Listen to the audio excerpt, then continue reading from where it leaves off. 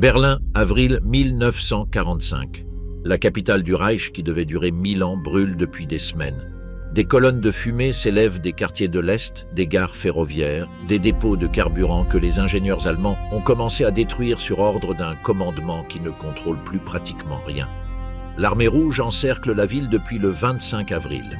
2,5 millions de soldats soviétiques forment un étau qui se referme chaque jour comme une mâchoire. À l'intérieur, environ 1 million de civils allemands, pour la plupart des femmes, des vieillards et des enfants, attendent un dénouement que plus personne ne peut désormais arrêter. Pour comprendre ce qui se produisit dans les derniers jours d'avril et les premiers jours de mai 1945, il faut d'abord appréhender l'architecture de ce moment. Un régime qui avait conquis la moitié de l'Europe en 4 ans s'effondrait en l'espace de quelques semaines, et il le faisait en combattant centimètre par centimètre dans la ville même qui avait été son symbole. Cette combinaison, un effondrement total conjugué à une résistance acharnée, est ce qui fit de la bataille de Berlin l'épisode le plus meurtrier de la guerre en Europe occidentale, et probablement l'événement présentant la plus forte concentration de morts par unité de temps de toute l'histoire moderne. Les chiffres bruts s'avèrent difficiles à intégrer. Durant la quinzaine de jours que dura la bataille à l'intérieur du périmètre urbain de Berlin, entre le 23 avril et le 2 mai 1945, périrent entre 70 000 et 100 000 soldats soviétiques, entre 40 000 et 60 000 soldats allemands de toutes catégories, et entre 20 000 et 50 000 civils allemands. Les fourchettes sont larges car les documents de l'armée rouge, partiellement déclassifiés après la chute de l'Union soviétique, continuent de présenter des lacunes, et parce que le camp allemand cessa presque de tenir des registres cohérents au cours des dernières semaines. Ce qui demeure hors de toute contestation, c'est que lors de certaines journées spécifiques, particulièrement entre le 29 avril et le 2 mai, la densité de morts par kilomètre carré dépassa celle de toute autre bataille urbaine du XXe siècle, y compris Stalingrad et Manille. Ces chiffres ne prennent leur véritable signification que lorsqu'ils sont décomposés selon les mécanismes qui les produisirent. Qui combattait, avec quels moyens, dans quelles conditions physiques et psychologiques? Et quelles étaient les règles tacites qui gouvernaient le comportement de chaque camp en ces heures finales? Ces mécanismes révèlent quelque chose de plus perturbant que les statistiques, une série de décisions dont beaucoup sont parfaitement documentées, qui multiplièrent de manière délibérée ou négligente le nombre de morts, tant chez les combattants que chez les civils, dans les derniers jours d'une guerre que tous avaient perdue. Les armées de la fin du monde. L'armée rouge qui pénétra dans Berlin en avril 1945 n'était plus la même que celle qui avait battu en retraite dans la panique au cours de l'été 1941. 4 années de guerre totale avaient forgé une machine militaire d'une efficacité brutale. Les 2 principaux fronts qui attaquèrent Berlin, le premier front biélorusse sous le commandement du maréchal Georgi Zhukov et le premier front ukrainien sous le maréchal Ivan Konev, déployaient ensemble plus de 6 000 chars, 40 000 pièces d'artillerie et 7 500 avions. La coordination logistique était, pour les standards de l'époque, extraordinaire. Néanmoins, il existe une dimension de cette armée que les manuels militaires soulignent rarement. La composition humaine des unités qui entrèrent dans Berlin était, dans bien des cas, dramatiquement différente de celle des unités d'élite qui avaient combattu à Stalingrad ou franchi le Dnieper. 4 années de combat avaient consumé les générations les plus expérimentées. Les divisions de première ligne en 1945 comprenaient des recrues qui n'avaient que quelques semaines d'instruction, des prisonniers de guerre libérés des camps allemands qui avaient été réincorporés directement au front, et des soldats des républiques asiatiques qui, bien souvent, ne parlaient pas le russe. Cette hétérogénéité ne compromettait pas la capacité offensive de l'armée dans son ensemble, mais elle affectait grandement le comportement individuel lors du combat urbain. La structure de commandement soviétique aux niveaux intermédiaires présente également des caractéristiques qui expliquent certains des comportements documentés durant la bataille. Les commissaires politiques, officiers du Parti communiste intégrés aux unités militaires avec une autorité parallèle à celle des commandants militaires, avaient parmi leurs fonctions le maintien du moral et de la discipline idéologique. En pratique, leur influence sur le comportement des troupes sur le terrain était variable. Certains commissaires intervinrent activement pour freiner le pillage et la violence contre les civils. D'autres l'ignorèrent ou la facilitèrent indirectement par le biais de la rhétorique de haine qui avait imprégné la propagande soviétique durant des années, laquelle décrivait tous les Allemands, y compris les civils, comme complices des crimes nazis. L'écrivain et correspondant de guerre Ilya Ehrenburg, dont les chroniques dans le journal de l'armée rouge, Krasnaya Zvezda, avaient attisé pendant des années la haine envers les Allemands, avec des phrases telles que « tue l'Allemand, tue tous les Allemands », fut finalement critiqué par le régime soviétique lui-même en avril 1945, lorsque les conséquences de cette propagande sur le comportement des troupes sur le sol allemand devinrent impossibles à ignorer. Le maréchal Zhukov, conscient de cela, avait donné des instructions spécifiques sur le traitement des civils avant le franchissement de l'Oder. Ces instructions furent appliquées de manière très inégale. Ce qui advint de la population civile de Berlin pendant et après la bataille, particulièrement les viols de masse documentés entre avril et juin 1945, constitue l'un des chapitres les plus sombres de la fin de la guerre en Europe et fait l'objet d'un débat historiographique intense depuis l'ouverture des archives soviétiques dans les années 90. Les estimations du nombre de femmes allemandes violées durant l'occupation soviétique de Berlin oscillent entre 95 000 et 130 000, selon les registres médicaux des hôpitaux berlinois recueillis par les historiennes Myriam Gebhardt et Barbara Yor, des chiffres que l'historiographie russe continue de ne pas accepter dans leur totalité. Du côté allemand, la situation était encore plus chaotique. Le groupe d'armée Vistule, responsable de la défense du secteur nord de Berlin, avait pratiquement cessé de fonctionner en tant que structure cohérente. Le général Heinrichi, qui avait tenté de retirer des troupes pour ne pas les sacrifier dans la défense de la ville, fut démis de son commandement le 28 avril, à peine 2 jours avant le suicide de Hitler. Ce qui subsistait à Berlin était un mélange extraordinairement hétérogène de forces.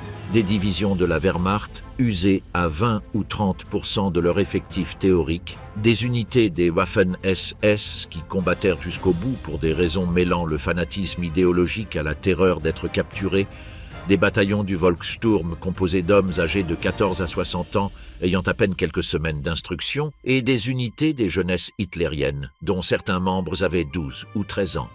Cette présence de mineurs sur la ligne de combat n'est pas un détail marginal.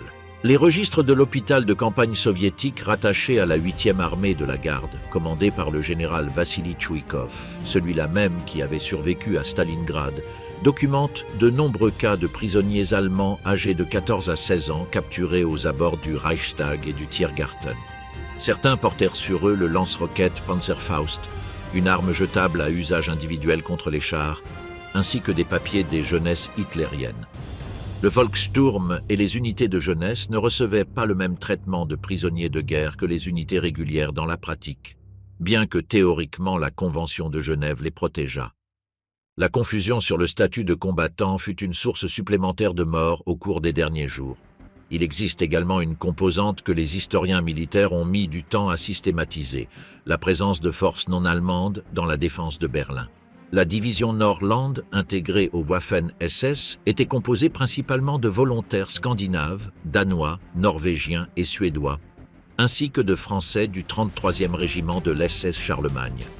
La présence de combattants français de la SS dans les tunnels du métro de Berlin en avril 1945 est l'un de ces épisodes que l'historiographie française mit des décennies à aborder avec clarté. Plusieurs d'entre eux allaient être jugés et exécutés en France après la guerre.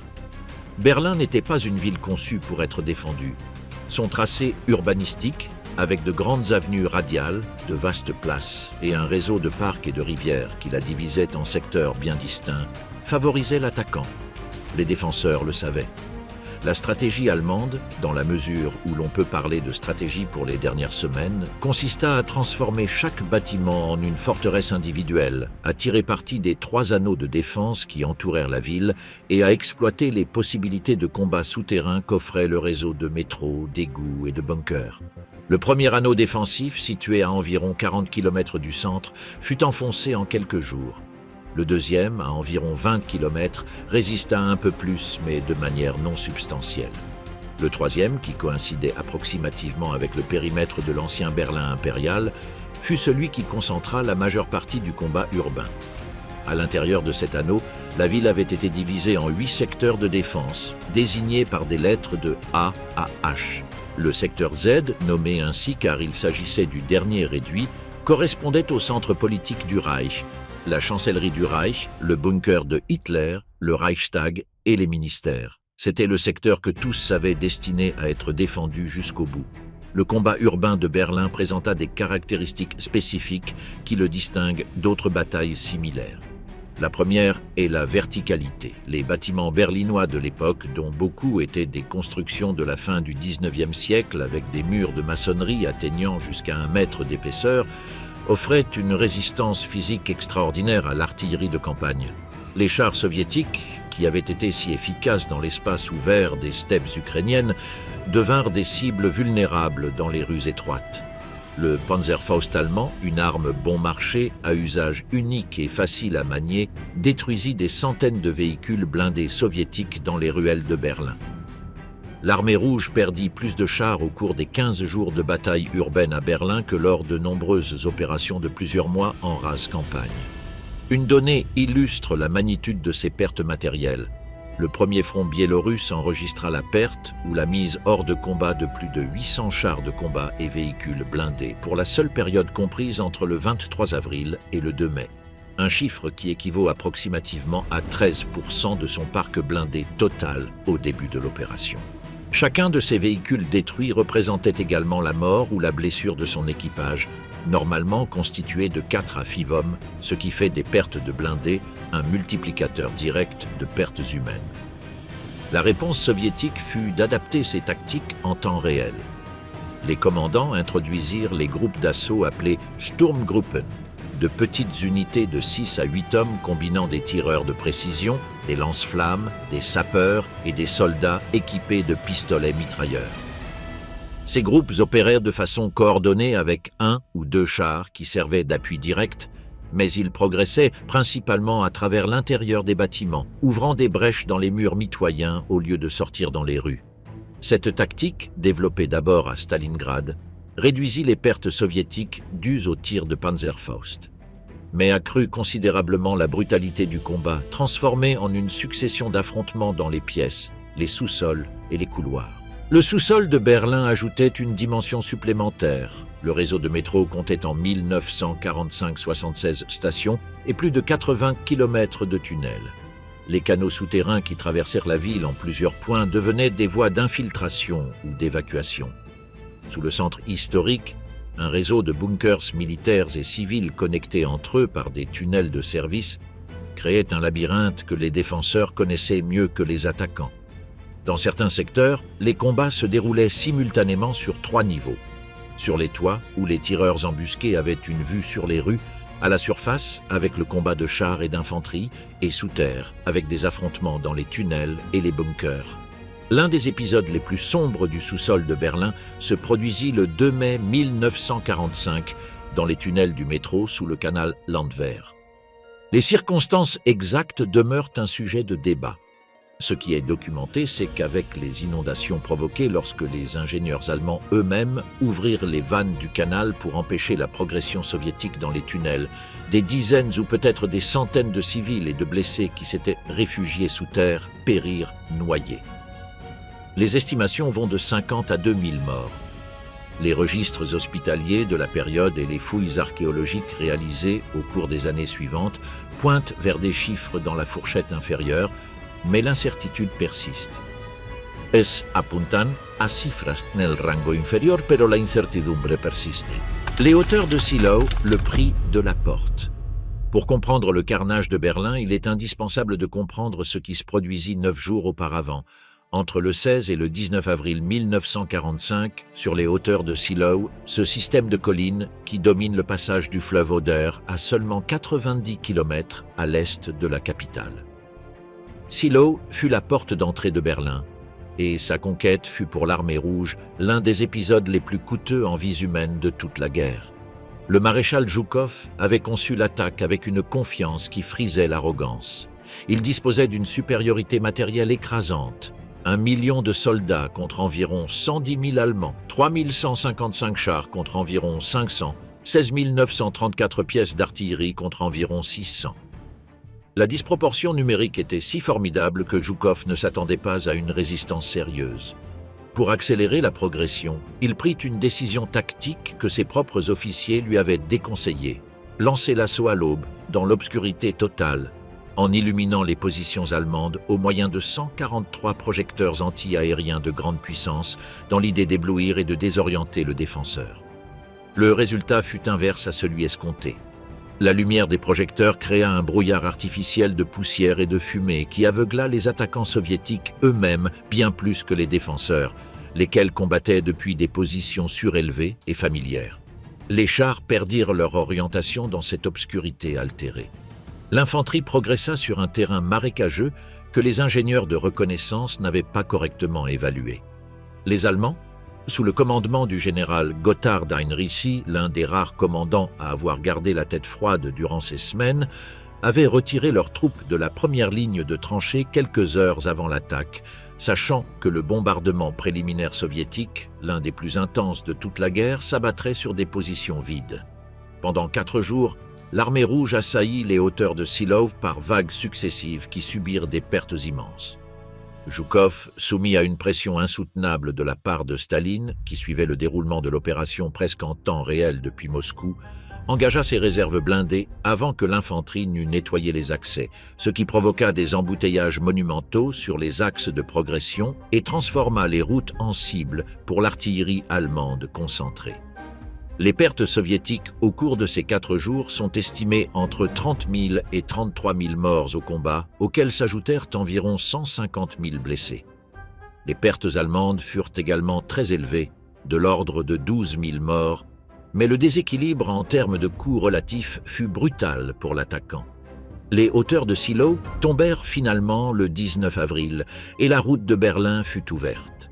Cependant, la vitesse à laquelle l'armée rouge avait été contrainte d'opérer, ainsi que la mentalité de « l'avance à tout prix » que la pression de Staline avait imposée à tous les niveaux de commandement, parvinrent aux portes de Berlin avec le même élan. Les commandants qui avaient appris à Silo que la pression constante et le feu massif finissaient par triompher de toute défense transposèrent cette leçon au combat urbain, avec des conséquences qui se multiplièrent en raison de l'environnement civil densément peuplé de la capitale. Si un élément définit la bataille de Berlin au-dessus de tous les autres du point de vue des dommages matériels et humains, c'est bien l'artillerie soviétique. Aux jours les plus intenses des combats, l'armée rouge déploya sur la ville une concentration de feux d'artillerie sans précédent dans l'histoire de la guerre urbaine. On estime qu'entre le 21 avril et le 2 mai, les 2 fronts soviétiques tirèrent plus de 1,8 million d'obus d'artillerie sur Berlin, ce qui équivaut à une moyenne d'environ 150 000 obus par jour.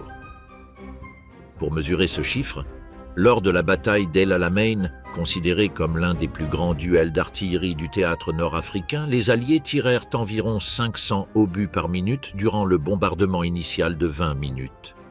À Berlin, lors des jours culminants de la bataille, l'armée rouge atteignit des cadences de tir soutenues qui dépassaient les 1000 obus par minute sur un périmètre urbain densément peuplé. L'artillerie soviétique à Berlin n'avait pas pour objectif exclusif les positions militaires. Les canons de longue portée et les roquettes Katyusha, appelées par les Allemands « orgues de Staline », en raison du son caractéristique de leurs lancements multiples, manquaient de la précision nécessaire pour discriminer entre objectifs militaires et civils en milieu urbain. Les immeubles d'habitation, les hôpitaux signalés comme tels, les églises qui servaient de refuge et les files d'attente devant l'os-point de distribution d'eau furent frappés à plusieurs reprises. Ce n'était pas toujours la conséquence d'une négligence tactique. Dans plusieurs cas documentés, les officiers d'artillerie soviétiques furent informés de la présence de civils dans certaines zones et choisirent de poursuivre le bombardement, arguant que les défenseurs allemands se mêlaient délibérément à la population pour entraver le feu ennemi, ce qui était dans bien des cas exact. Le commandant de la 8e armée de la garde, Vassili Tchouikov, décrivit dans ses mémoires la pression à laquelle il était soumis de la part du quartier général de Zhukov pour progresser plus rapidement, en acceptant des pertes accrues au sein de ses propres troupes. Staline avait fixé le 1er mai comme date limite pour la conquête de Berlin, une date symbolique qui coïncidait avec la Journée internationale des travailleurs. La pression politique sur les commandants se traduisit directement par une escalade des tirs d'artillerie sans amélioration correspondante de la coordination tactique, ce qui augmenta tant les pertes propres par tir ami que les dommages causés aux infrastructures civiles. Un aspect peu connu de l'artillerie soviétique à Berlin est l'échelle des canons dits d'assaut direct, des pièces de très gros calibre utilisées non seulement pour le bombardement de zones, mais pour détruire directement les positions défensives dans les bâtiments. Les canons B4 de 203 mm, surnommés par les Allemands Stalin's Hammer, le marteau de Staline, furent utilisés dans le combat urbain berlinois pour démolir littéralement des pâtés de maisons entiers où des positions défensives avaient été établies. Un obus de 203 mm pèse environ 100 kg et, lorsqu'il percute un bâtiment en maçonnerie, produit des effets comparables à une démolition contrôlée. La structure s'effondre vers l'intérieur. Au jour de plus grande activité de ces pièces, l'horizon de Berlin était dominé par des colonnes de poussière et de gravats qui s'élevaient dans le lointain à la suite d'une série de petites éruptions. La rivalité entre Zhukov et Konev joua également un rôle dans cette dynamique. Les deux maréchaux concouraient pour l'honneur d'être celui qui planterait le drapeau soviétique sur le Reichstag. Staline avait établi une ligne de démarcation entre les zones d'opération des deux fronts, mais l'ambiguïté délibérée de cette ligne dans le secteur du centre historique créa des situations où des unités des deux fronts opéraient dans le même espace, avec le risque de tyrannie qui en découle. Plusieurs incidents de ce type sont documentés dans les rapports internes soviétiques. La compétition entre les fronts, loin d'être un facteur de motivation purement positif, se traduisit dans certains cas par des bombardements précipités et sans coordination suffisante, dans l'unique but de progresser plus vite que l'armée rivale. Le bunker est la rupture de la chaîne de commandement. À 5 mètres sous la chancellerie du Reich, dans une construction en béton armée divisée en 18 pièces, Adolf Hitler avait passé l'os dernier mois de la guerre. Le Führerbunker n'était pas le seul complexe souterrain sous le centre de Berlin, mais il était le nœud d'où émanaient les ordres qui déterminaient le sacrifice de milliers de personnes pour la défense d'une ville qui, en termes stratégiques, n'avait plus aucune valeur pour l'issue de la guerre. Les dernières semaines de Hitler dans le bunker figurent parmi les épisodes les plus documentés et aussi l'os plus mythifié de la Seconde Guerre mondiale. Les témoignages de ceux qui étaient présents, recueillis par l'historien Hugh Trevor Roper dans son œuvre pionnière de 1947 et enrichis des décennies plus tard par l'accès aux archives soviétiques et allemandes, dépeignent un tableau de déconnexion progressive de la réalité. Hitler continuait de déplacer sur l'os-carte des unités qui avaient déjà cessé d'exister, ordonnant des contre-attaques à des divisions qui étaient anéanties ou encerclées et faisant exécuter l'os-officier qui lui rapportait la vérité sur l'état du front. Le 22 avril, au cours de l'une des dernières conférences militaires d'une certaine envergure, Hitler eut un effondrement émotionnel documenté par plusieurs témoins lorsqu'il fut informé que la 9e armée, qui devait lancer une contre-attaque décisive depuis le sud pour soulager la pression sur Berlin, ne pouvait exécuter l'ordre. Cet épisode marqua, selon la majorité des historiens, le moment où Hitler cessa de maintenir jusqu'à l'apparence d'une analyse stratégique rationnelle. Néanmoins, il continua d'émettre des ordres ayant des conséquences directes sur le terrain, dont certains s'avérèrent létaux. L'ordre du général Hans Krebs au général Helmut Feidling, commandant de la défense de Berlin, de maintenir la position sous peine de fusillade en cas de reddition non autorisée, est l'un des documents LOS plus révélateurs de ces dernières heures. Weidling, un officier de la Wehrmacht à la carrière conventionnelle et sans liens idéologiques particuliers avec le nazisme, était arrivé à la conclusion le 26 avril que la résistance prolongée n'avait plus aucune valeur militaire et ne faisait que multiplier les morts de civils et de soldats. Ces demandes d'autorisation pour tenter une percée de l'encerclement ou, à défaut, pour négocier une capitulation, furent rejetées à plusieurs reprises depuis le bunker. La rupture de la chaîne de commandement produisait des effets paradoxaux.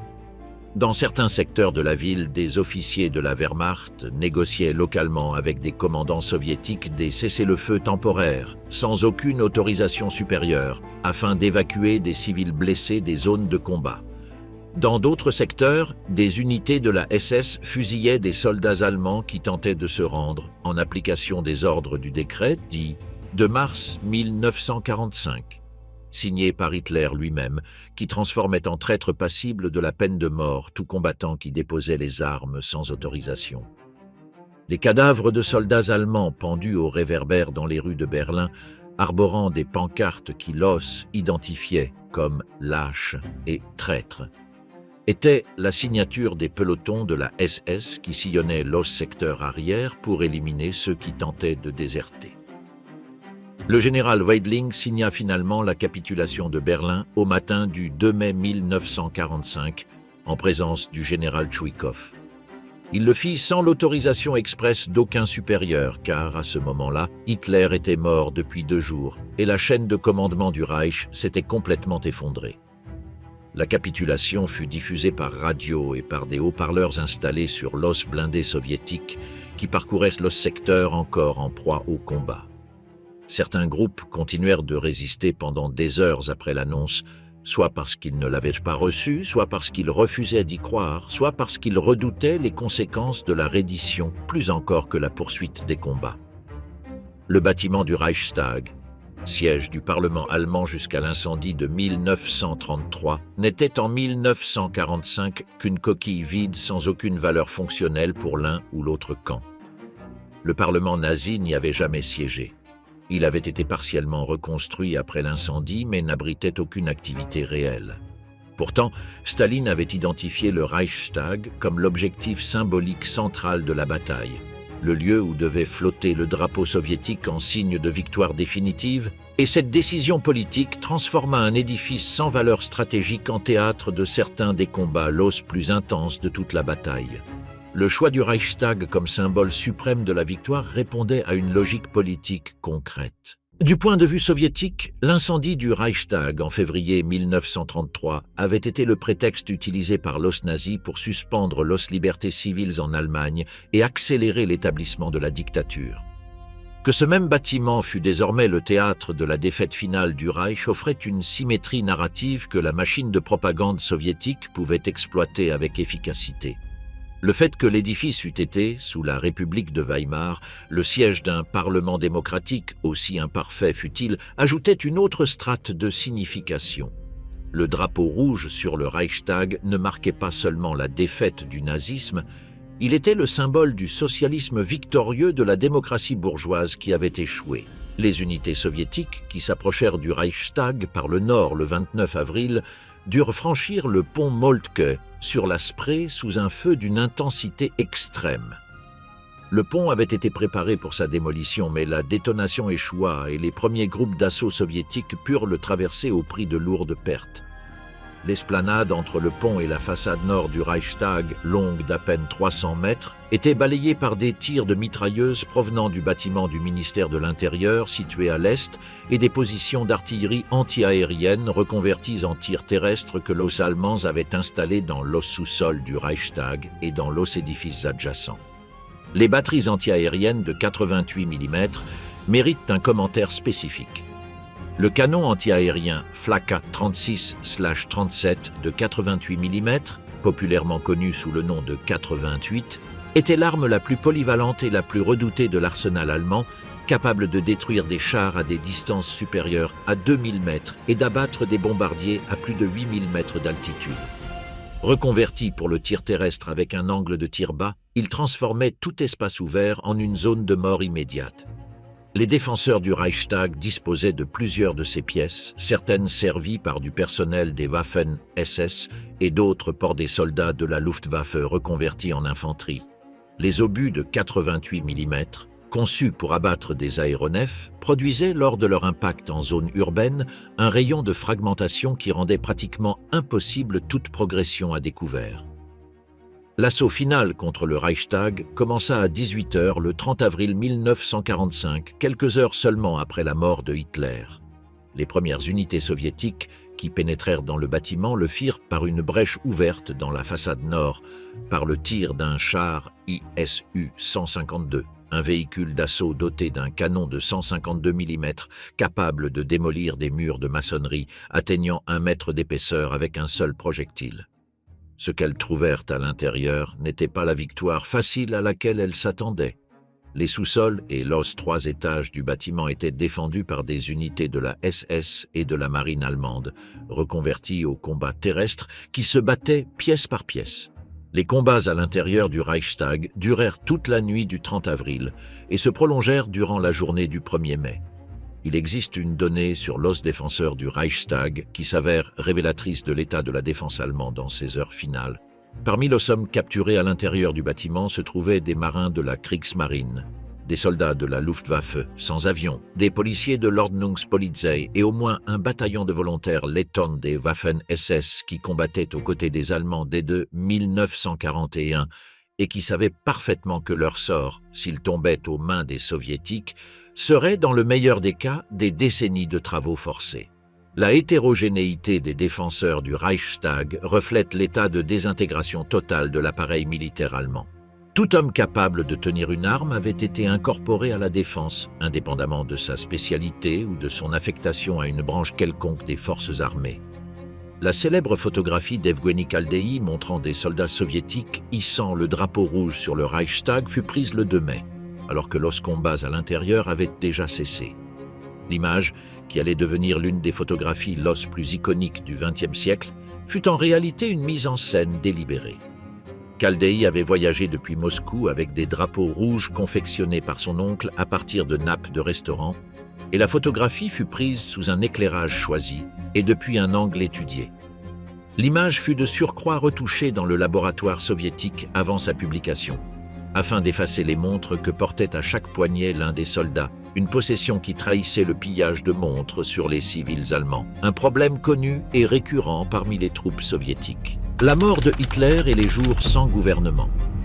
Le 30 avril 1945, entre 15h et 15h30, Adolf Hitler se suicida dans son bunker en se tirant une balle dans la tempe droite tout en mordant une capsule de cyanure. Eva Braun, qu'il avait épousée quelques heures plus tôt lors d'une brève cérémonie dans la salle de conférence du bunker, ingéra également du cyanure. Les corps furent montés à la surface du jardin de la chancellerie du Reich par l'assistant personnel de Hitler, Heinz Ling, et par le chef de ses adjoints, Otto Günsch, aspergés d'environ 200 litres d'essence et brûlés dans un cratère d'obus à quelques mètres de la sortie de secours du bunker. La destruction incomplète des corps dans les conditions chaotiques des bombardements donna lieu à l'une des plus grandes controverses historiques de la seconde moitié du XXe siècle. Le débat sur le point de savoir si Hitler était réellement mort ou s'il s'était échappé. Les Soviétiques, qui récupérèrent les restes carbonisés, réalisèrent des examens médico-légaux qui furent tenus secrets pendant des décennies pour des raisons relevant davantage de la politique de la guerre froide que de la science. Les fragments osseux et les dossiers dentaires que les Soviétiques conservèrent dans les archives du KGB ne firent l'objet d'une analyse scientifique publiée qu'en 2018, lorsque des chercheurs de l'Institut de médecine légale de Strasbourg analysèrent des fragments dentaires gardés dans les archives d'État russes et confirmèrent, par comparaison avec les dossiers dentaires des archives de Hitler conservés en Argentine, que les dents correspondaient sans équivoque au dictateur allemand. La mort de Hitler ne signifia pas la fin immédiate des combats. L'amiral Karl Dönitz, désigné comme successeur de Hitler dans son testament politique, établit un gouvernement fantôme à Flensburg, près de la frontière avec le Danemark, et resta en fonction durant près de 2 semaines après le suicide de Hitler.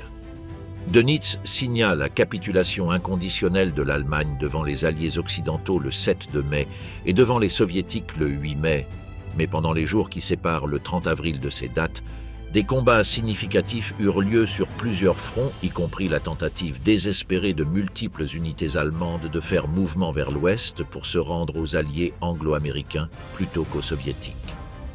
À Berlin spécifiquement, les jours compris entre le suicide de Hitler le 30 avril et la capitulation formelle de Weidling au matin du 2 mai furent les plus chaotiques. La hiérarchie de commandement s'était effondrée, mais beaucoup d'officiers intermédiaires continuaient d'envoyer leurs hommes sur des positions de combat, soit par conviction idéologique, soit par peur des pelotons d'exécution de la SS, soit par une inertie bureaucratique qui ne savait comment s'arrêter. Les premières tentatives de négocier une capitulation menées par le général Hans Krebs à l'aube du 1er mai échouèrent parce que les soviétiques exigeaient une reddition inconditionnelle et que le chef par intérim du gouvernement du Reich, Joseph Goebbels, qui était demeuré dans le bunker, refusait d'accepter ce terme. Goebbels et son épouse Magda prirent la décision de ne pas survivre à la chute du Reich. Le 1er mai, Magda Goebbels administra des capsules de cyanure à ses 6 enfants, âgés de 4 à 12 ans, dans les dortoirs du bunker. Ensuite, elle ingéra elle-même du cyanure et Joseph Goebbels reçut une balle tirée par un officier de la SS, probablement à sa propre demande. Cette scène, documentée par plusieurs témoins survivants et qui fut confirmée par l'analyse médico-légale soviétique des restes, représente l'un des points les plus sombres des derniers jours du Reich. La population civile de Berlin se préparait depuis des mois à ce qu'elle savait être inévitable. Les autorités nazies avaient formellement interdit l'évacuation massive de la ville jusqu'à des dates très tardives, en partie par crainte des effets démoralisants que les colonnes de réfugiés auraient sur le reste de la population, et en partie parce que le régime avait besoin de maintenir en fonctionnement les services de base de la capitale jusqu'au bout. Cette politique eut des conséquences directes sur la magnitude des victimes civiles. En février et mars 1945, alors que la progression soviétique était déjà irrésistible et que l'évacuation aurait encore pu se dérouler de manière relativement ordonnée, l'interdiction demeurait en vigueur. Au moment où elle fut partiellement levée, en avril, les corridors de fuite vers l'ouest étaient déjà sous le feu de l'artillerie soviétique ou coupés par les colonnes blindées de l'armée rouge. Certains civils parvinrent à s'échapper, mais la majorité resta dans la ville. On estime qu'au 23 avril 1945, lorsque l'encerclement se referma définitivement, il y avait entre 2,5 et 3 millions de personnes à l'intérieur du périmètre, dont 1,5 à 2 millions étaient des civils. Le système de rationnement allemand, qui avait fonctionné avec une remarquable efficacité technique durant presque toute la guerre, se brisa dans les semaines précédant la bataille. Les cartes de rationnement établissaient des catégories hiérarchiques d'approvisionnement. Les travailleurs de l'industrie d'armement recevaient les rations les plus élevées, suivis par les travailleurs ordinaires, les enfants et les vieillards. Mais en mars et avril 1945, le système de distribution commença à défaillir parce que les transports ferroviaires étaient constamment interrompus par l'os bombardements alliés et parce que les entrepôts de distribution fermaient ou étaient pillés. La ration moyenne effective que recevait un Berlinois au cours de la dernière semaine d'avril, dans les cas où il recevait quelque chose, était comprise entre 300 et 400 calories par jour, soit 1/5 du minimum calorique pour maintenir les fonctions vitales de base d'un adulte. Les conditions matérielles dans lesquelles vivait cette population pendant la bataille étaient extrêmes. L'approvisionnement en eau courante s'interrompit dans la majeure partie de la ville au cours de la dernière semaine d'avril, lorsque les obus d'artillerie détruisirent les principales conduites de distribution. Les Berlinois dépendaient de l'eau des puits de secours qui avaient été aménagés dans certains parcs et places, ainsi que de la pluie. Le froid nocturne de la fin d'avril, avec des températures qui tombaient sous les 5 degrés Celsius, faisait du sous-sol de la ville, des bunkers, des caves et des stations de métro, l'unique refuge possible. L'un des aspects les moins explorés de la vie civile durant la bataille est le rôle des communautés religieuses. Les églises berlinoises, tant catholiques que protestantes, restèrent ouvertes pendant la majeure partie de la bataille et fonctionnèrent comme centre de refuge, de distribution du peu qu'il restait et de soins aux blessés. L'évêque Konrad von Preissing, du diocèse catholique de Berlin, l'un des rares dignitaires ecclésiastiques allemands à avoir maintenu une opposition publiquement documentée au régime nazi depuis les années 30, parcourut les refuges durant les journées les plus intenses des combats. Ces lettres de ces semaines-là, conservées dans les archives du diocèse, décrivent des scènes où les parties souterraines des églises étaient bondées de centaines de personnes qui restaient des jours sans bouger, dans l'obscurité, écoutant le fracas de l'artillerie au-dessus de leur tête. Les hôpitaux de Berlin fonctionnaient dans des conditions que les médecins présents décrivirent dans leurs journaux comme apocalyptiques. L'hôpital de la Charité, le plus grand de la ville, continua d'opérer pendant toute la bataille. Le directeur médical en chef, le docteur Ferdinand Sauerbruch, l'un des chirurgiens les plus éminents d'Allemagne, resta à son poste et opéra personnellement jusqu'à l'arrivée des Soviétiques. Ses mémoires décrivent des blocs opératoires éclairés à la bougie, une pénurie totale d'anesthésiques pour les opérations d'amputation, et des cadavres empilés dans les cours parce qu'il n'y avait pas de combustible pour les crématoriums. Le taux de mortalité parmi les blessés qui arrivaient dans les hôpitaux militaires improvisés au cours des derniers jours, dont beaucoup étaient installés dans des sous-sols dépourvus des conditions sanitaires de base, était, selon des estimations ultérieures, supérieur à 60% pour des blessures qui, dans des conditions normales, eurent été traitables. Un phénomène que les historiens de la période ont étudié avec un intérêt particulier est la distribution différentielle des morts civiles par sexe et par âge. Les statistiques de mortalité disponibles pour la période d'avril-mai 1945 à Berlin montrent une surmortalité masculine très marquée pour les groupes d'âge compris entre 14 et 60 ans, cohérente avec l'incorporation massive au combat des hommes de ces âges. Mais elles montrent également une surmortalité féminine significative qui ne peut s'expliquer exclusivement par les effets directs du bombardement et que les analyses ultérieures ont lié au viol de masse et à leurs conséquences physiques, y compris les avortements pratiqués dans des conditions absolument peu sûres au cours des mois suivants. Le mystère des chiffres et les archives secrètes. L'un des aspects les plus perturbateurs de la bataille de Berlin est que, 80 ans plus tard, les chiffres fondamentaux demeurent un sujet de débat. Combien de soldats soviétiques périrent exactement? Combien de civils allemands? À quel point souffrirent-ils des suites de la bataille? Les réponses à ces questions dépendent d'archives qui furent classées pendant des décennies et qui, aujourd'hui encore, ne sont pas intégralement disponibles. Le camp soviétique est celui qui présente les plus grandes inconnues. L'Armée rouge tenait un registre minutieux de ses pertes, mais ces dossiers furent classés au plus haut niveau durant toute l'époque soviétique et ne furent partiellement déclassifiés qu'à partir des années 90. Les chiffres issus de cette déclassification partielle, qui font état de 70 000 à 100 000 morts pour la totalité de l'opération Berlin, laquelle incluait non seulement la ville mais tout le front depuis l'Oder, sont substantiellement supérieurs à ceux que l'historiographie soviétique officielle avait reconnus pendant des décennies, qui dépassaient rarement les 30 000. La différence entre ces deux données n'est pas une marge d'erreur statistique. Elle reflète une décision délibérée des systèmes d'enregistrement soviétiques de classer certaines catégories de pertes de manière à ce qu'elles ne figurassent pas dans les totaux publics. Les mécanismes concrets de cette sous-estimation sont révélateurs du fonctionnement interne de l'Armée rouge.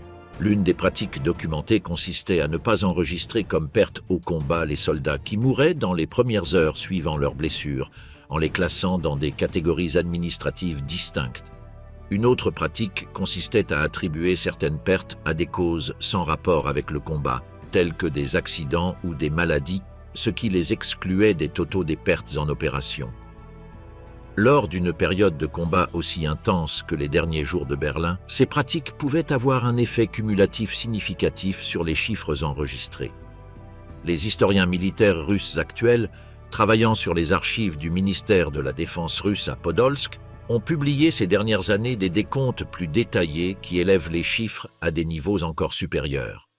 Le travail de l'historien russe Alexei Isaïev, probablement le plus rigoureux en ce qui concerne l'utilisation des sources d'archives soviétiques, établit les pertes totales de l'Armée rouge pour l'opération complète, depuis le franchissement de l'Oder jusqu'à la capitulation de Berlin, à environ 352 000 hommes, incluant les morts, les blessés et les disparus. Parmi ceux-ci, les tués au combat se situeraient autour de 80 000.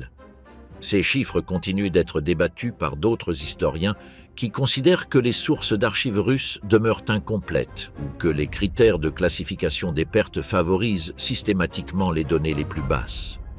La résistance d'une partie de l'établissement académique russe à accepter les chiffres les plus élevés n'est pas purement académique. Elle a des implications sur la narrative de la Grande Guerre patriotique qui constitue l'un des piliers de l'identité nationale russe contemporaine et dont la révision se heurte à des résistances politiques qui dépassent le cadre de l'historiographie. Du côté allemand, la situation est, si possible, encore plus opaque. La fragmentation totale du commandement au cours des dernières semaines fit que les registres de pertes cessèrent d'être tenus de manière systématique. Les chiffres des morts allemands lors de la bataille de Berlin reposent fondamentalement sur des reconstructions a posteriori réalisées par des historiens qui ont comparé les listes d'effectifs des unités avec les survivants identifiables après la guerre. La fourchette de 40 000 à 60 000 morts allemands au combat, qui est celle qui apparaît le plus fréquemment dans l'historiographie, est une estimation assortie de larges marges d'erreur. Les victimes civiles présentent encore plus d'incertitudes. Le système d'état civil allemand s'effondra au cours des dernières semaines et les décès de civils pendant la bataille ne furent pas systématiquement documentés.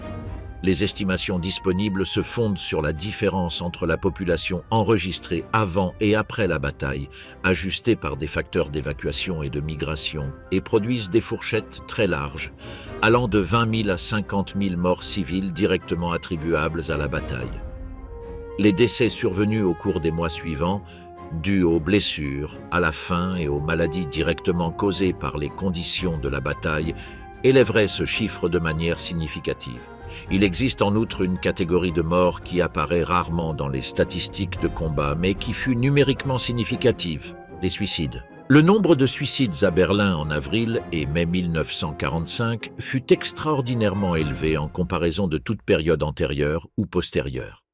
Les estimations les plus citées, fondées sur les registres hospitaliers et judiciaires disponibles, situent entre 3 000 et 7 000 le nombre de suicides de civils berlinois durant cette période. La peur des soviétiques, alimentée par la propagande nazie qui avait pendant des années décrit l'armée rouge comme une horde de barbares asiatiques, fut le facteur dominant. Le naufrage de l'identité collective d'un régime auquel beaucoup de Berlinois, à des degrés très divers, s'étaient identifiés, joua également un rôle. Des familles entières, non seulement celles de Goebbels, mais aussi des milliers de familles anonymes, prirent des décisions collectives de mort. La bataille de Berlin n'est pas seulement un épisode de violence de masse, elle est aussi le théâtre de l'un des plus grands énigmes patrimoniaux de l'histoire contemporaine, mêlant la destruction délibérée d'œuvres d'art et de documents historiques au pillage systématique par toutes les forces impliquées, ainsi qu'à la disparition d'objets dont l'emplacement demeure inconnu 80 ans plus tard. Le cas le plus célèbre est celui de la chambre d'Ambre, qui s'égara techniquement avant la bataille de Berlin, mais dont la trace définitive s'évanouit dans le chaos des derniers mois de la guerre.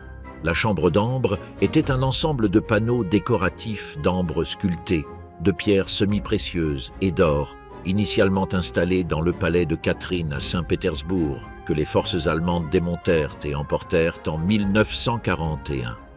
Les panneaux furent installés au château de Königsberg, dans l'actuel Kaliningrad, et y restèrent jusqu'en 1945. Devant la progression soviétique, les Allemands démontèrent à nouveau les panneaux pour les transporter, et c'est à partir de ce moment que leur trace se perd. Les recherches menées au cours des décennies suivantes dans de nombreuses localisations, y compris des mines abandonnées en Saxe, des bunkers en Pologne et le sous-sol de Kaliningrado, n'ont donné aucun résultat définitif. Une reconstitution des panneaux fut achevée en 2003 à partir de photographies et de descriptions historiques. Mais l'original n'a toujours pas reparu. Le sort des grandes collections des musées d'État de Berlin pendant la bataille est tout aussi complexe.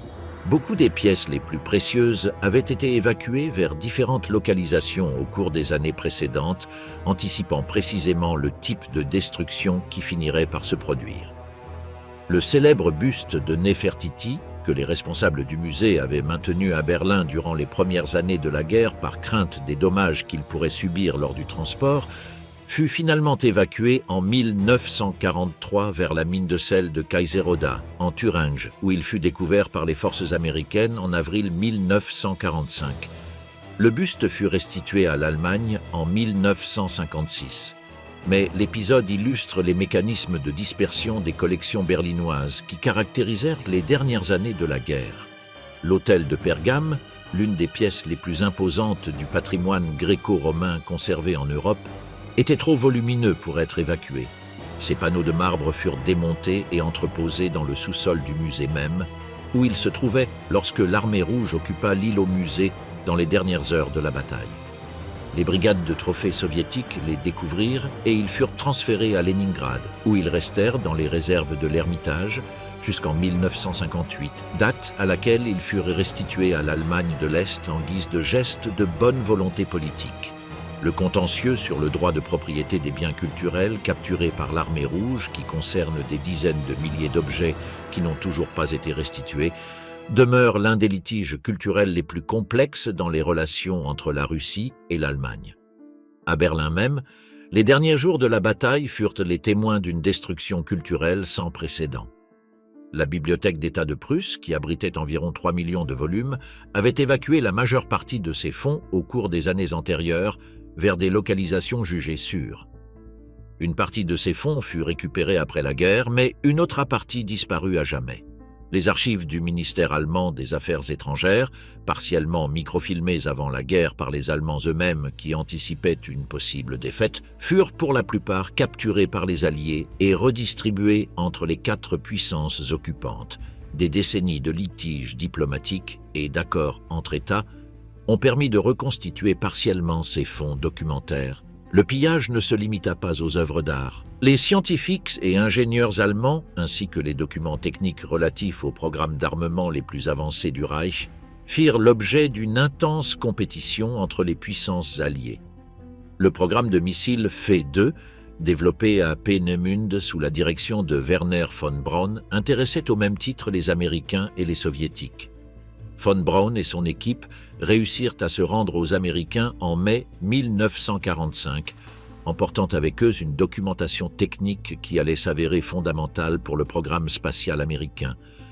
Les Soviétiques, de leur côté, capturèrent les techniciens allemands de rang inférieur qui n'avaient pas réussi à fuir vers l'ouest et s'emparèrent des équipements et des installations de production qui furent démantelés et transférés en Union soviétique. Cette guerre technique, parallèle à la bataille militaire, eut des conséquences qui se projetèrent directement sur la course à l'espace des années 50 et 60. L'or de la Reichsbank présente un cas différent. Les réserves d'or de la Banque centrale allemande, estimées à plusieurs tonnes en 1945, avaient été partiellement évacuées au cours des mois précédents vers diverses localisations en Allemagne centrale et en Autriche.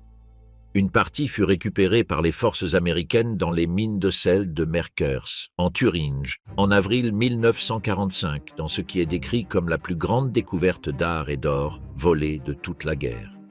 Cependant, il existe des portions de ces réserves, ainsi que des biens confisqués aux Juifs assassinés lors de la Shoah et qui avaient été centralisés par le Reich, dont le destin final demeure incertain. Le pillage soviétique de Berlin fut massif et en grande partie systématique. Les brigades dites de trophées soviétiques, unités spécialisées qui opéraient derrière la ligne de combat, avaient reçu des instructions pour identifier et récupérer les œuvres d'art, le matériel industriel et les documents scientifiques et militaires de valeur. Le fonctionnement de ces brigades à Berlin est bien documenté. Des dizaines de milliers d'objets des musées berlinois, y compris la collection Schliemann du musée de préhistoire, qui contenait les découvertes de l'archéologue Heinrich Schliemann à Troyes, connu sous le nom de trésor de Priam, furent chargés dans des trains à destination de l'Union soviétique. Les découvertes de Troyes, que Schliemann avait rapportées à Berlin au XIXe siècle dans des circonstances qui étaient déjà à l'époque discutables, restèrent cachés dans les réserves du musée Pouchkine de Moscou pendant des décennies, sans que les autorités soviétiques en reconnussent l'existence.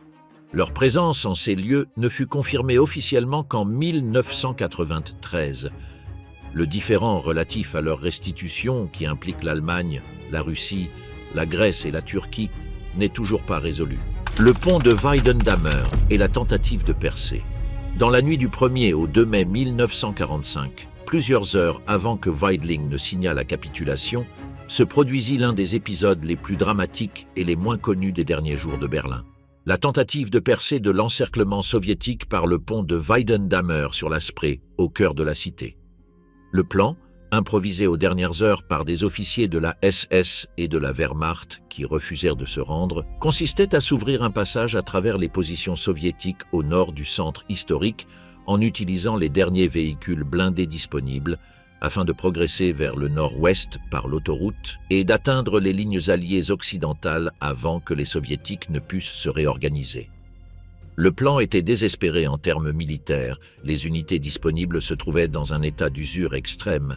Les munitions étaient rares et les soviétiques avaient verrouillé par des positions d'artillerie toutes les voies de sortie connues.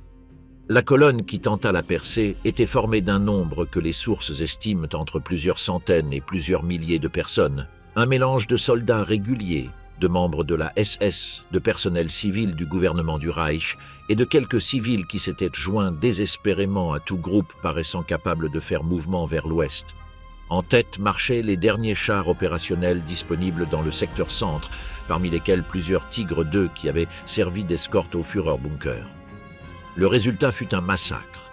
Les Soviétiques, qui avaient prévu des tentatives de percée, tenaient le pont et les rues adjacentes sous le feu de l'artillerie, des armes anti-chars et des mitrailleuses. Les chars qui menèrent la colonne furent détruits dès les premières minutes. La colonne d'infanterie et de véhicules légers qui progressaient derrière se retrouva prise au piège dans un espace de quelques pâtés de maisons, essuyant des tirs provenant de multiples angles. La majorité de ceux qui tentèrent l'aventure périrent cette nuit-là, bien que certains réussissent à se disperser et à tenter l'évasion en petits groupes. Parmi ceux qui parvinrent à échapper à l'encerclement soviétique en ces dernières heures se trouvait le chef des jeunesses hitlériennes, Arthur Axmann, qui gagna les montagnes de Bavière avant d'être capturé des mois plus tard. Martin Bormann, secrétaire du parti nazi et l'un des hommes les plus puissants du Reich, mourut lors de cette tentative de percée. Bien que la confirmation de son décès par analyse ADN des restes retrouvés n'intervint qu'en 1998. Le 2 mai 1945, lorsque les derniers foyers de résistance allemande à Berlin déposèrent les armes, la ville était méconnaissable. Des quelques 1,5 million d'édifices que comptait Berlin en 1939, plus de 600 000 avaient été détruits totalement ou partiellement. Les quartiers du centre historique, Mitte, Tiergarten et Prenzlauer Berg, présentaient des taux de destruction supérieurs à 70% de leur surface bâtie. Les données relatives aux dommages matériels de Berlin en 1945 sont supérieures même à celles de cités comme Dresde ou Hambourg, qui avaient subi des bombardements aériens massifs mais non une bataille terrestre de cette nature. Les rues de la ville étaient couvertes d'une couche de gravats atteignant souvent plusieurs mètres de haut, ce qui entravait même le mouvement des véhicules militaires. Sous ces décombres gisaient des milliers de cadavres qui ne purent être récupérés au cours des semaines et des mois suivants. Le processus d'exhumation et d'inhumation des morts de la bataille se prolongea durant des années. Certaines des grandes fosses communes creusées dans les parcs et cimetières de Berlin au cours de l'été 1945 ne furent pas complètement documentées avant plusieurs décennies. La quantité de munitions non explosées demeurées dans le sous-sol de Berlin après la bataille représenta un problème de sécurité qui s'étendit sur des décennies et qui, dans une certaine mesure, persiste encore aujourd'hui. Chaque année, les chantiers de construction à Berlin mettent au jour des obus d'artillerie, des bombes aériennes ou des grenades de la Seconde Guerre mondiale. Le Kampfmittelbeseitigungsdienst, le service berlinois d'élimination des engins explosifs, intervient chaque année lors de plus de 1000 incidents liés aux munitions de guerre. Et les estimations techniques suggèrent qu'il reste encore enfoui sous la ville entre 2000 et 3000 tonnes de munitions non explosées. Certaines des bombes aériennes les plus volumineuses, de 500 ou 1000 kg, imposent lors de leur découverte l'évacuation de quartiers entiers. La population survivante vivait dans des conditions d'indigence absolue, sans eau courante, sans électricité, sans gaz, avec des réseaux d'égouts détruits et des réserves alimentaires pour seulement quelques jours. Les Berlinois dépendaient entièrement de l'approvisionnement soviétique et, dans les secteurs occidentaux, des forces anglo-américaines qui commencèrent à arriver en juillet. La menace d'épidémie, que plusieurs médecins avaient prévue avec exactitude compte tenu de l'état des systèmes d'assainissement, se matérialisa partiellement. Il y eut des foyers de typhus, de dysenterie et de scarlatine à l'été 1945. Bien que la magnitude de ces épidémies fût inférieure à ce que les pires pronostics avaient anticipé, grâce à une campagne de vaccination massive organisée par les autorités d'occupation. Les premiers jours de l'occupation soviétique virent également un épisode que l'historiographie soviétique mit des décennies à reconnaître, le pillage systématique des habitations civiles. Les soldats qui avaient survécu à des mois de combat extrêmement rudes et qui, dans bien des cas, provenaient de régions rurales de l'Union soviétique n'ayant jamais connu le niveau de vie matériel d'une capitale européenne, fût-elle une capitale en ruine, se comportèrent souvent avec un mélange de stupeur et de cupidité qui se traduisit par le vol de tout objet de valeur transportable. Les montres, qui apparaissent de manière récurrente dans les témoignages des survivants berlinois comme l'objet de vol le plus fréquent, devinrent le symbole de cette première phase de l'occupation. Certains soldats en vinrent à accumuler plusieurs montres à chaque poignet, ce qui explique la retouche qui effaça les montres de la célèbre photographie du Reichstag. Celles que l'on nomme les Trümmerfrauen, les femmes des décombres, constituent l'une des images les plus emblématiques de l'après-guerre berlinois. Des dizaines de milliers de femmes, en l'absence des hommes tués, prisonniers ou disparus, formèrent des brigades de travail manuel pour déblayer les gravats des rues et récupérer les matériaux de construction réutilisables. Cette image, que l'historiographie de la République démocratique allemande transforma en symbole de l'héroïsme féminin antifasciste et que la République fédérale utilisa à son tour comme emblème de la reconstruction, a fait l'objet de révisions historiques significatives au cours des dernières décennies. Les études les plus récentes indiquent que la proportion de femmes volontaires au sein de ces brigades fut significativement moindre que ce que la narrative officielle suggérait et que nombre de participantes le firent sous la contrainte ou par absence d'alternatives économiques et non par conviction idéologique. La capitulation, les procès et ce qui demeura sans réponse.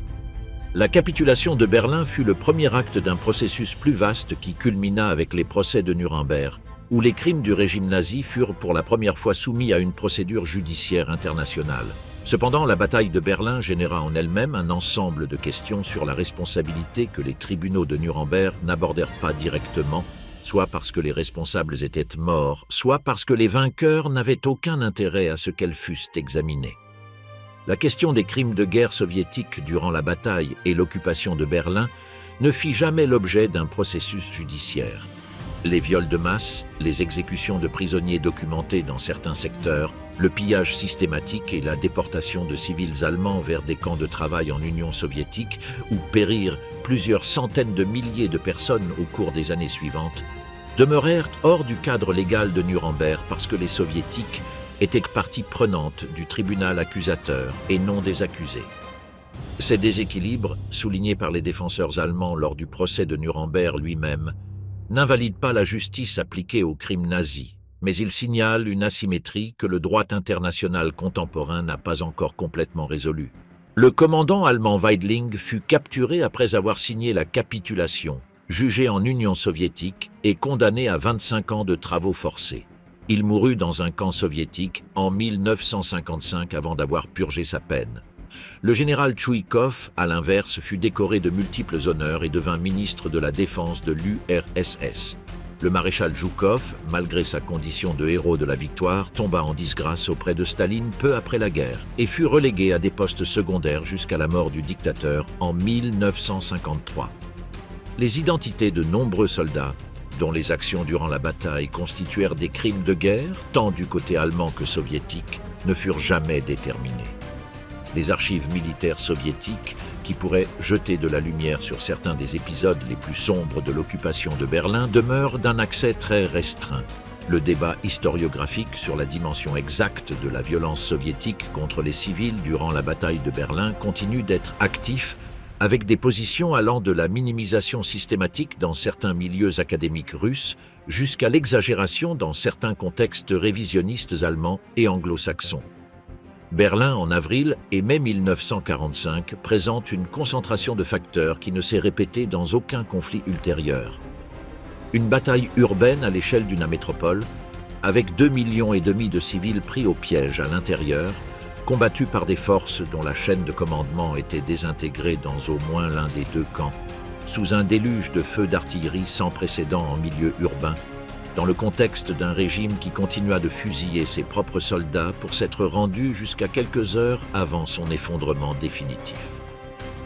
La somme de ces facteurs produit les chiffres que les historiens débattent, mais elle produit également quelque chose que les nombres seuls ne peuvent transmettre. L'expérience d'habiter une ville pendant qu'elle se détruit, d'entendre l'artillerie qui se rapproche jour après jour, de voir les corps dans les rues sans pouvoir les retirer, de décider si le sous-sol, qui offre une protection face aux obus, offre aussi une protection face aux soldats qui viendront lorsque le feu cessera. Il existe une dimension chronologique de la bataille qui mérite une attention spécifique. La compression temporelle de la violence est l'un des facteurs qui font de Berlin un cas singulier.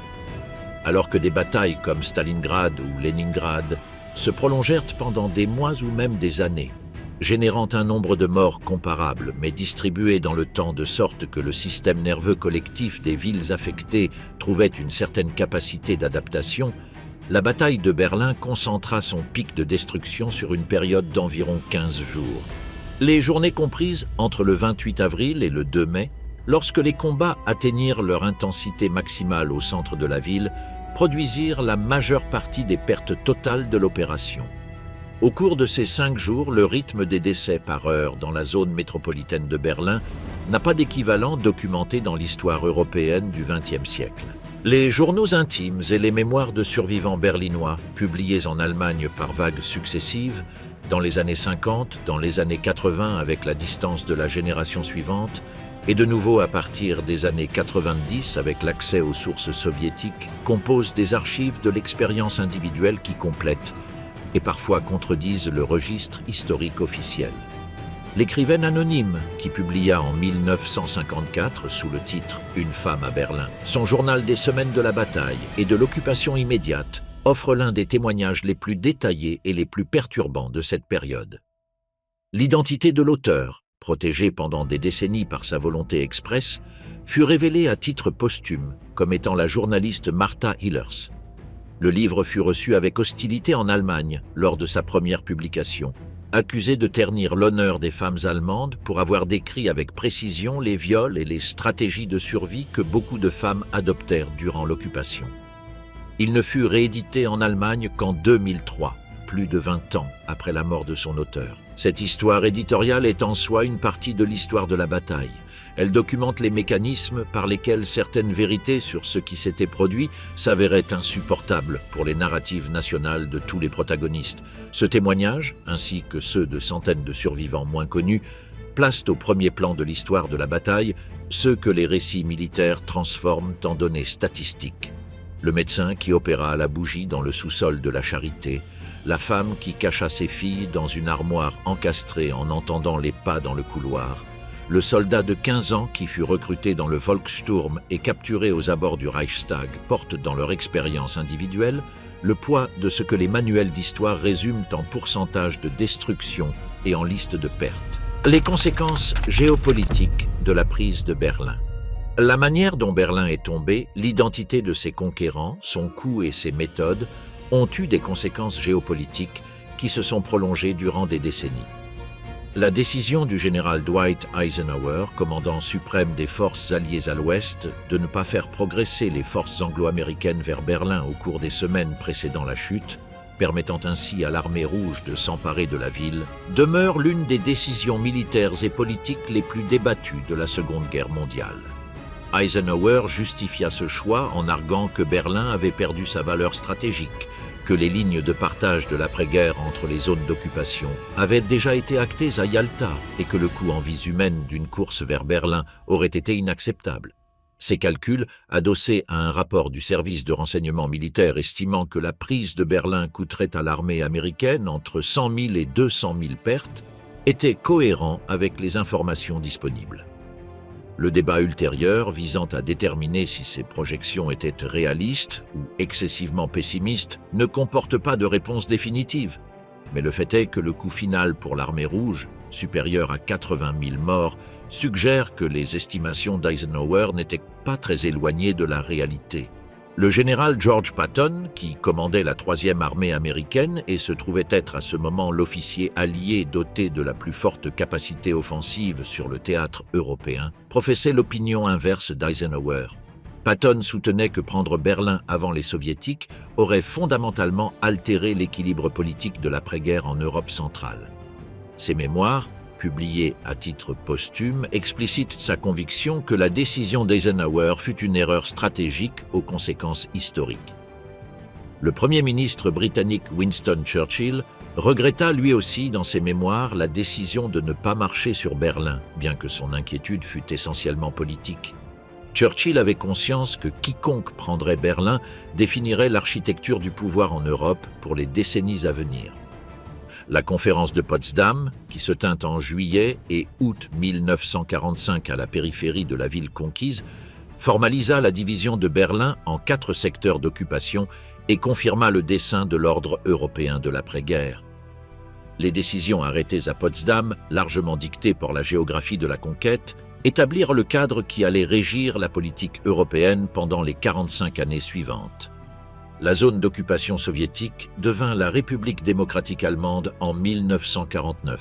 Le secteur soviétique de Berlin en devint la capitale, et le mur, érigé en 1961 pour juguler l'hémorragie des citoyens fuyant vers l'ouest, allait être, en termes matériels, le dernier monument élevé aux décisions prises durant les semaines d'avril et mai 1945. Les conséquences de la chute de Berlin aux mains des Soviétiques se matérialisèrent par la partition de la ville en 4 secteurs d'occupation qui préfigurèrent la partition de l'Allemagne, par l'établissement d'une zone d'influence soviétique englobant toute l'Europe de l'Est pendant des décennies, et par le symbole permanent que Berlin incarna durant la guerre froide. Le mur construit en 1961 et abattu en 1989 constitue, dans une certaine mesure, le dernier chapitre architectural des choix opérés en avril et mai 1945. L'architecture de cette division, avec ses répercussions sur des centaines de millions de vies au cours des décennies suivantes, plonge directement ses racines dans le sol spécifique sur lequel progressa l'artillerie soviétique durant ces 3 semaines d'avril. La géographie de l'occupation détermina la géographie de la division, et la division détermina 50 ans d'histoire européenne. En ce sens, la bataille de Berlin ne prit pas fin le 2 mai 1945. Ses conséquences structurelles continuèrent de se déployer pendant des décennies et certaines de ces interrogations demeurent sans réponse définitive. 80 ans après la capitulation de Berlin, la recherche historique sur la bataille continue de produire de nouvelles découvertes.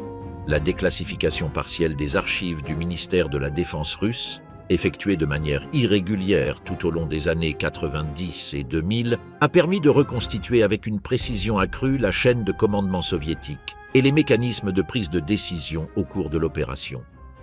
Les archives fédérales militaires d'Allemagne à Fribourg ont numérisé ces dernières années un volume significatif de documents allemands de la période finale de la guerre, ce qui jette une lumière nouvelle sur l'état réel des unités de défense.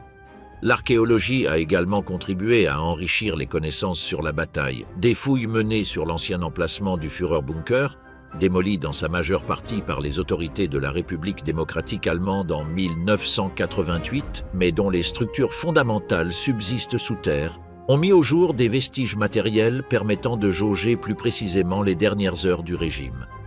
Les restes de la chancellerie du Reich, dont le site est aujourd'hui occupé en partie par un parking et en partie par le mémorial de la Shoah, ont fait l'objet de fouilles partielles dont les résultats complets n'ont pas encore été intégralement publiés. L'emplacement exact où brûlèrent l'os corps de Hitler et d'Eva Braun dans le jardin de la chancellerie a été identifié par des archéologues dans les années 90. Le puits en béton que les Soviétiques construisirent au-dessus de ce point en 1945, censé le sceller, a été excavé et documenté. Ce qui n'a pas été trouvé en revanche, c'est le moindre vestige organique significatif. La combinaison du feu, du temps et des excavations antérieures avait éliminé tout reste susceptible d'apporter des informations supplémentaires sur les circonstances exactes de la mort de Hitler. Les archives médico-légales continuent elles aussi de parler. Les chantiers de construction dans le centre de Berlin mettent régulièrement au jour des restes humains. Le processus d'identification de ces restes, qui associe l'analyse ADN au registre de combat disponible, a permis dans certains cas de clore des décennies d'incertitude pour les familles de disparus. Dans d'autres cas, les restes ne peuvent être attribués avec certitude à aucune catégorie de combattants ou de civils, et subsistent comme un témoignage anonyme de ce qui s'est produit. Du point de vue de la mémoire collective, Berlin a édifié au fil des ans l'un des systèmes les plus élaborés au monde pour la gestion publique d'un passé violent. Les mémoriaux, les musées, les toponymes qui conservent délibérément la référence à la période nazie et les itinéraires d'histoire urbaine qui jalonnent le centre historique constituent un projet de mémoire active sans équivalent dans aucune autre ville européenne. La topographie de la terreur, le musée installé sur les ruines du quartier général de la Gestapo et de la SS, ou le mémorial aux Juifs assassinés d'Europe, situé à quelques mètres du terrain du Führerbunker, sont les expressions d'une politique de mémoire qui privilégie l'inconfort délibéré face à l'oubli rassurant. Les questions auxquelles les archives ne peuvent répondre se révèlent tout aussi révélatrices des limites de la connaissance historique sur cette période. On ne sait pas avec certitude combien de personnes périrent dans les tunnels du métro sous le canal de Landwehr. On ignore combien de prisonniers de guerre allemands, capturés à Berlin, moururent dans l'Oscan soviétique au cours des années suivantes, bien que les estimations situent ce chiffre entre 300 000 et 500 000 personnes. Le sort définitif de la chambre d'Ambre reste inconnu et, à une échelle différente, mais tout aussi significative, le nom de la grande majorité des combattants et des civils qui périrent durant ces semaines demeure ignoré car les systèmes d'enregistrement qui auraient dû les répertorier se sont effondrés en même temps que le régime qui les avait maintenus. Berlin mit des décennies à se reconstruire physiquement, au sens où la dernière cicatrice visible du mur ne s'effaça qu'en 1989. Les processus de reconstruction de la mémoire historique de la bataille sont plus lents encore. La réunification allemande de 1990 a créé les conditions d'un débat public plus ouvert sur les événements de ces semaines-là. Un débat qui englobe tant la responsabilité allemande pour avoir poursuivi une guerre insoutenable jusqu'au bout que l'examen des crimes commis par les forces victorieuses. Ce double examen, qui exige de reconnaître simultanément la nature criminelle du régime qui défendait la ville et les excès de ceux qui la prirent, demeure inconfortable pour tous les héritiers de ce passé. Ce qui ressort avec une absolue clarté, par-delà les débats sur les chiffres et les responsabilités, c'est l'ampleur de ce qui s'est produit. En 15 jours de combats urbains intensifs, sur une superficie d'environ 900 km², il est mort plus de personnes que dans de nombreux conflits que l'histoire enregistre comme des guerres complètes. La concentration de ces morts dans ce laps de temps et cet espace, sous les conditions spécifiques de ce moment historique, n'a pas d'équivalent dans l'histoire du combat urbain moderne. Berlin, avril-mai 1945, demeure une référence incontournable pour toute analyse des coûts humains de la guerre en milieu civil.